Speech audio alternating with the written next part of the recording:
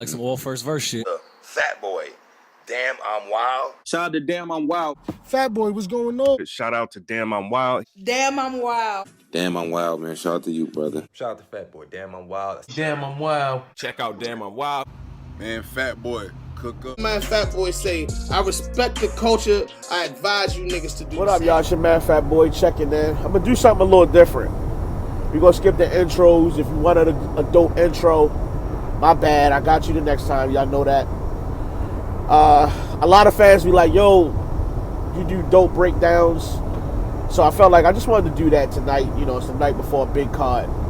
So I just want to kind of jump into that bag and give my thoughts on how these battles should play out or what to be looking for. First battle of the night should be Jack versus John John. Most of this battle right here depends on Jack.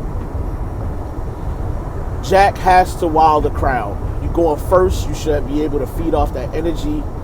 I'm looking to see how he gets in and out of his material, his transitions. Are you weaving in and out to good punches? You can't be long drawn out to explain something and then it don't land. And when it doesn't, you can't pause and watch the crowd. Yo, you gotta keep rocking, or you gonna lose all that crowd. And John John he's gonna body you. That's what happened to Prep. That's what happened to Wavy. If you don't hit with your material, you better keep moving, or else it's gonna look bad on the playback. John, other than I did this, please don't do that, and don't use this nigga's shit against him, or use Twerk or the Goonies against him and shit. You a talented angler, he's a scheme angler. He's one of the rare battle rappers that will still scheme you to death, and it's actually an angle against you throughout the whole scheme. So you have to be careful when you up there against John John, because he will fuck you up. It's just possible for you to get hurt badly. It can happen. But yeah, Jack just has to be effective. He's unorthodox, and I feel like that could hurt him when you do a lot of obscure references that people don't know about or they're not aware of. It could look bad. It looks like you're not saying nothing if people not reacting. Now, obviously, we don't judge battles off crowd reaction. That's not what I'm saying. And people like to say, oh, you judging battles off the crowd? No, my nigga, it's not about that. You have to move the crowd. That's what battle rapping is about. You have to excite the crowd. You have to get them involved. If you're not able to get the crowd involved and get them into your material, then you're not doing a good job. Your material is not landing, and that means you're not doing a good job. On the playback, your bars may hit, and you might get the win later, but off the first watch and live, it's gonna look like you lost the battle. So yeah, that all plays into it. The crowd definitely is a factor. Next up on the card, what we got? Av and Ars. Now, I'm curious what Ars's motivation is to win this battle. Av is not threatening for Mount Rushmore right now. Av is not threatening to be king of Jersey. There's no real motivation behind this except for the challenge of Av being one of the best punchers, to see if you can beat him. Av does not waste a line.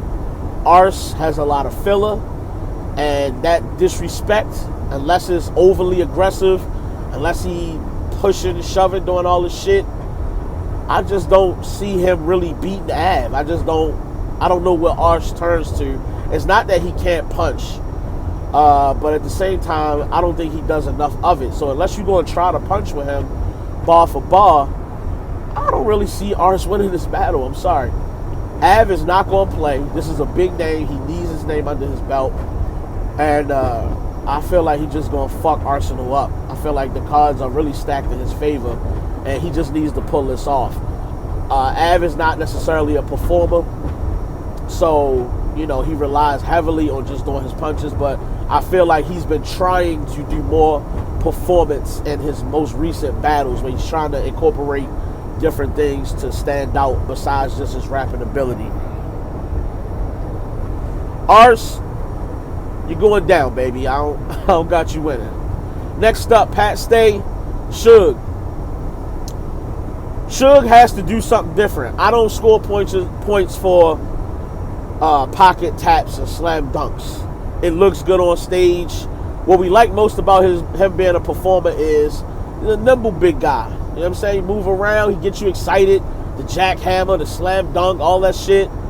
We like that from Suge, but Suge has to do something in this battle to stand out, and I feel like this is a battle where his lyrical ability has to come into play.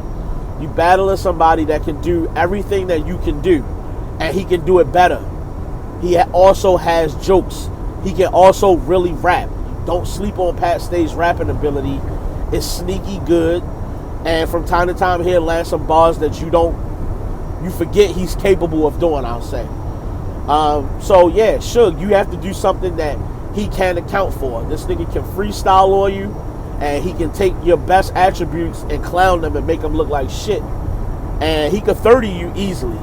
He can account for your bars. If you bring bars to this battle, you should win this battle, or at least make it a dope battle and make it a debatable 2-1 either way.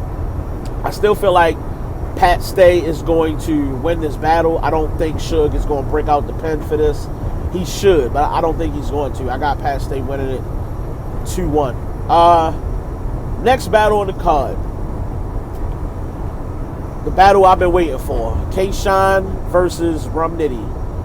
Obviously a battle of two dope punchers. I feel like Nitty is clearly the better puncher of the two. With that being said, K-Shine needs to get in his performance bag.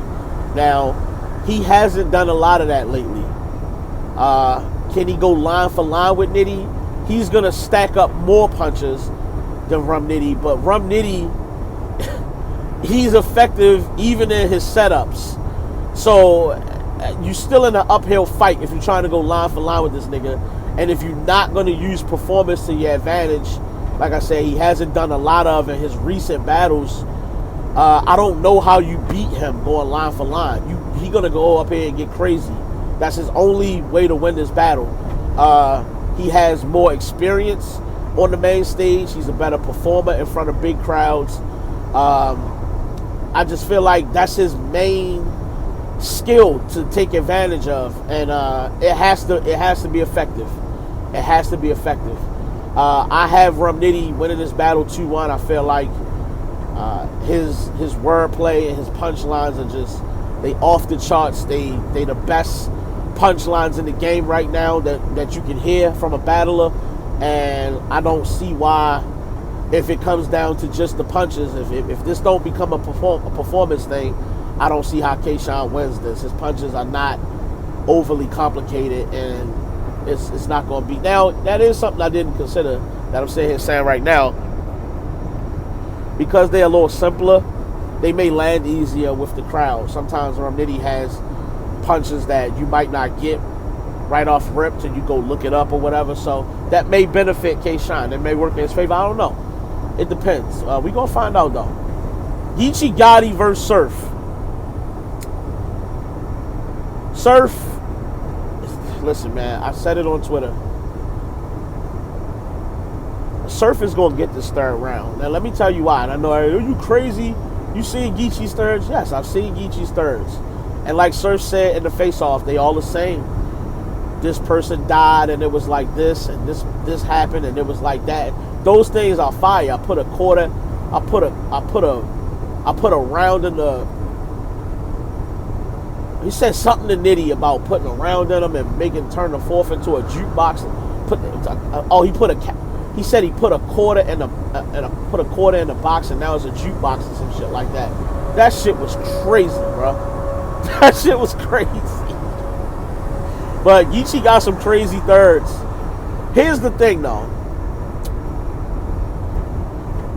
When you're a punchliner, you have to set it up a certain way for the punch to land. You can't just drop a punchline however you want. The setup has to make the punchline work, and the punchline has to be said a certain way.